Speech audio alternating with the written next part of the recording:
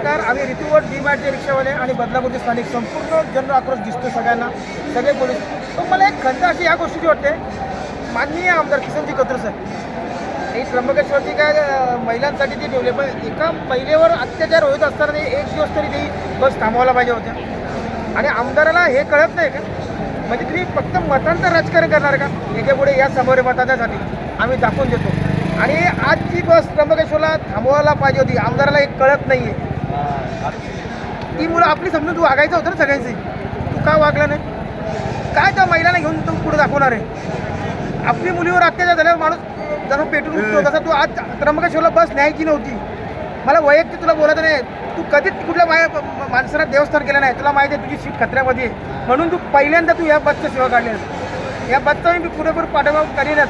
नक्की तुझ्या पैसे नेतोय का गव्हर्नमेंटच्या शासनाचे पैसे नेतोय? हा पाठावर मी किरण भगत करणार आणि संपूर्ण ऋतुवरचे जेवढे रिक्षावाले आहेत हे आजपासून तुझ्याकडे लक्ष ठेवणार. जय हिंद, जय महाराष्ट्र.